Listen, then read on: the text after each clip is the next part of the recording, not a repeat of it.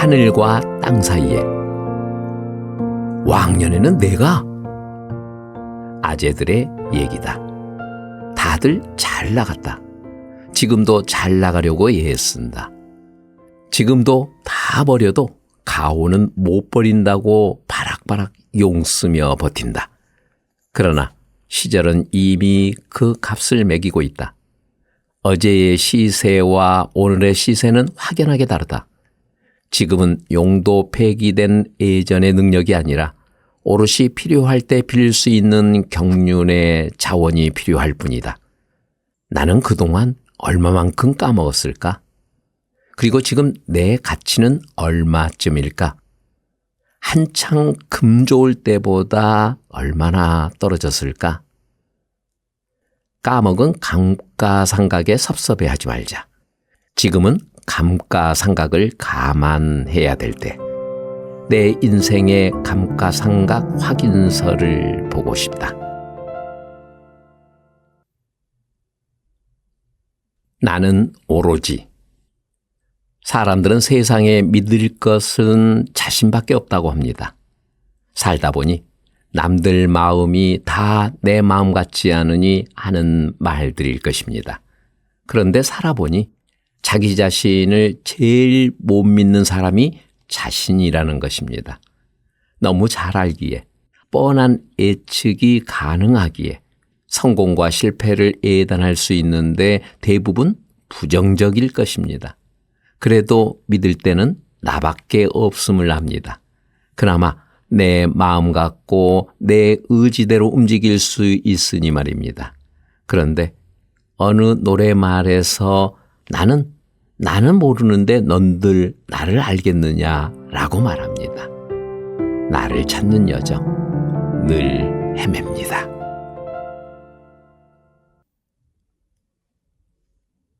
인연. 또 살다 보니 참 바보였다는 걸 자꾸 알게 됩니다. 정작 용기 내었어야 할 때 비겁한 방법을 먼저 선택했고, 아무것도 아닌 일에도 죽자 살자 덤비는 무모한 방법을 먼저 선택하였던 것 같습니다. 늘 이렇게 반복되다 보니 스스로는 부끄러움을 압니다. 부끄러움과 자기감이 깊을수록 스스로 변명의 논리를 개발하느라 더 힘들지도 모릅니다. 오늘도 누군가와의 맺어진 인연의 끈 앞에서 내가 감당해야 할 범주를 넘는 과제에 늘 긴장되고 쫓기나 봅니다. 함께 하기에 그저 고맙고 감사한 만큼 그만큼 빚도 많이 느낍니다. 아무것도 보지 않아도, 아무것도 듣지 않아도, 아무것도 말하지 않아도, 아무것도 걱정되거나 애달픔이 없는 것은 존재하지 않습니까? 아무것도 달라짐이 없는 자유로움으로 가려면 더 많이 마음 공부를 해야겠지요. 오늘은 내 마음을 한마디도 안 해도 되는지를 묻고 싶은 하루로 만들고 싶습니다. 서로 안다는 것. 가장 나를 많이 안다거나 다 안다는 사람 때문에 섭섭하거나 상처를 받습니다. 알면서 그러니 더 밉지요. 아는 사람이 그러니 더 속상하지요. 하지만 우리가 안다는 것은 보이는 것만 내 기준에 맞춘 내 생각일 뿐입니다. 그 사람이 아닌 이상 그 사람을 다 안다는 것은 불가능하다고 생각합니다. 어설프게 섣불리 애단하여 그 사람을 생각하고 말하는 것은 매우 위험하고 잘못될 수도 있습니다. 나도 나를 잘 모르는데 어찌 그 사람을 다 알 수 있겠습니까?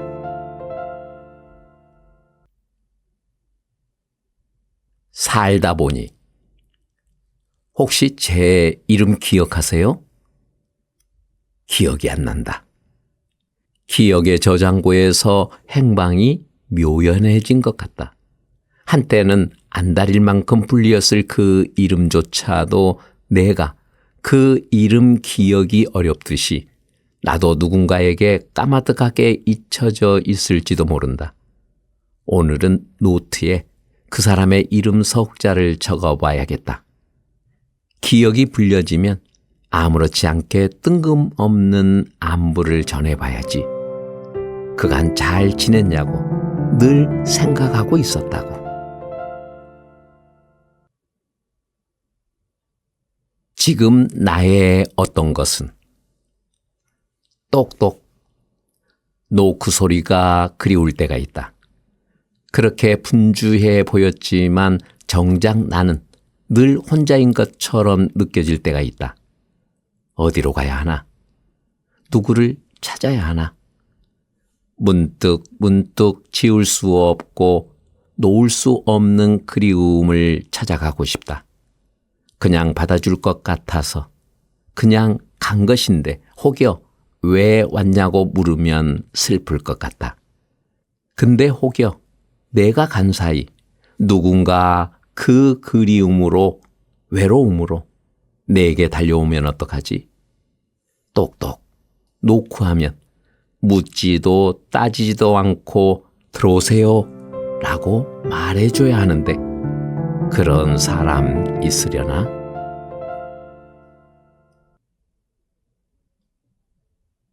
제자리 찾기. 있을 자리에 있어야 좋다.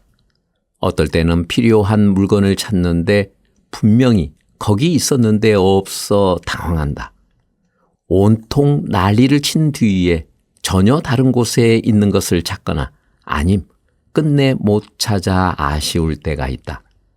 찾는 내가 정신이 없어서 그러기도 하고 쓰고는 원래 있었던 그 자리에 원상복구를 해놓지 않아 사단이 나는 것이다. 예전부터 제자리를 지키라 했다.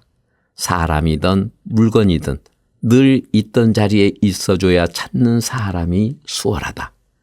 내 쓰임이 더 효율적이고 생산적이라면 있을 자리에 있어주는 거다.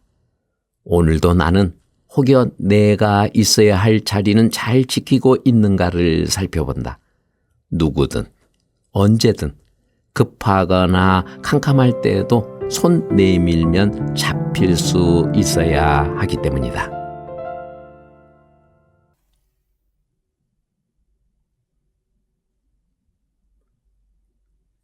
애타는 마음. 사과하는 것은 지는 것이 아니고 모두가 이기는 아름다운 것임을 알 때는 많이 늦더라. 사과는 갑이 하는 것이다. 사과는 힘이 센 사람이 하는 것이다. 사과는 이긴 사람이 하는 것이다.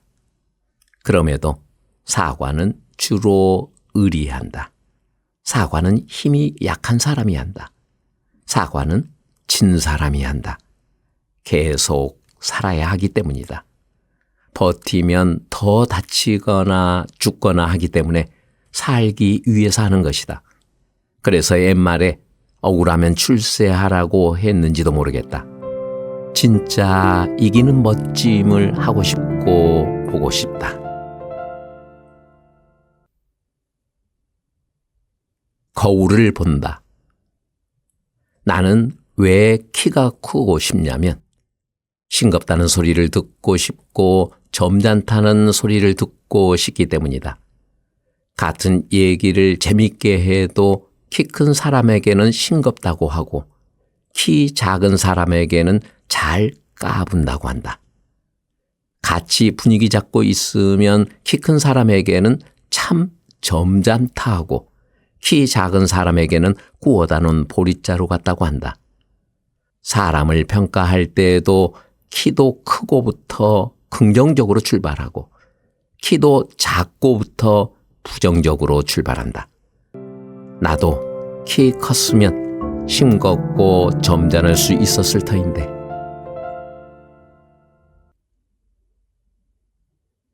인생은 삼세판. 니는 왜 맨날 보는 사람만 보노? 편하니까. 어렵지 않으니까. 안 보던 사람 오랜만에 만나면 인사도 새로 해야 하고 안부도 새로 물어야 하고 복잡해지고 시간도 길어진다. 어제 본 사람은 오늘 봐도 할 얘기가 철철 넘치고 밥도 늘상 먹던 거 먹어도 되고 그저 복잡지 않다. 사람들은 그저 편하고 쉬운 쪽으로 흘러가기가 쉽다. 그래서 늘 보던 사람 보게 되고 늘 찾는 사람 찾게 된다. 일부러 오랜만에 벼르고 연락할 때도 있다. 그때는 서로가 꼭 이유가 따라붙는다. 그저 이유 없이 그냥 그 사람을 찾아가고 싶다.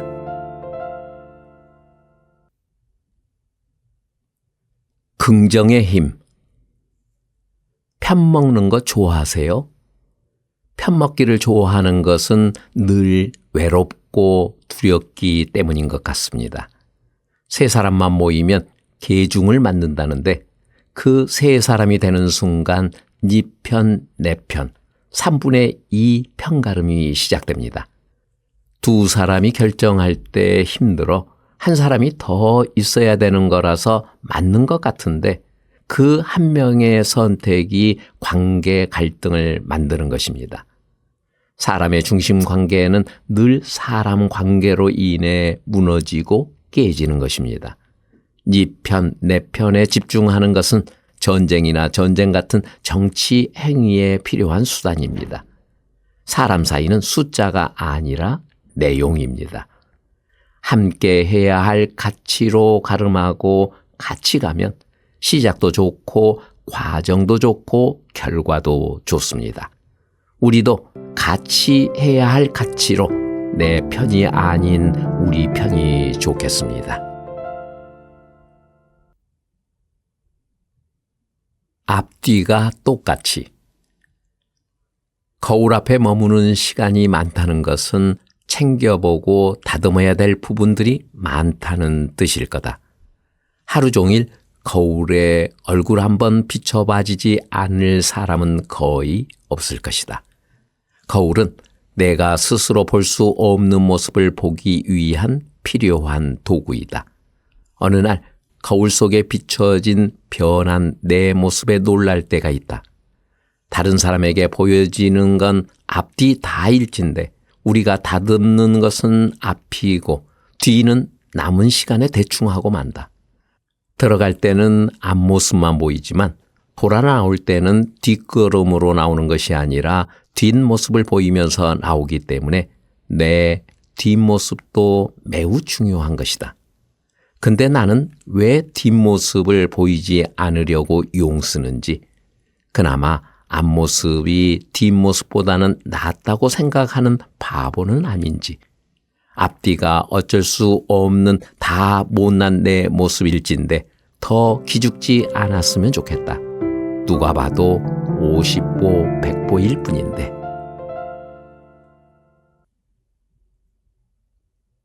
달님에게 물어봐.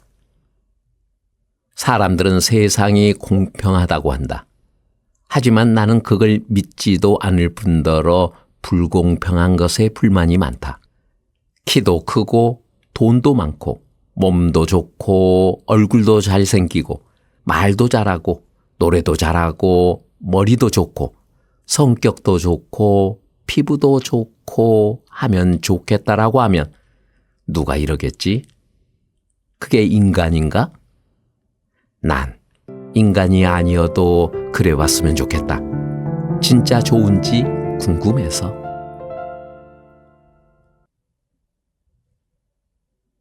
안녕하세요. 책 읽어드리는 집사 백종환입니다. 몽땅 연필의 꿈. 박귀룡 경북장애인 자립생활센터장님의 에세이집이었습니다.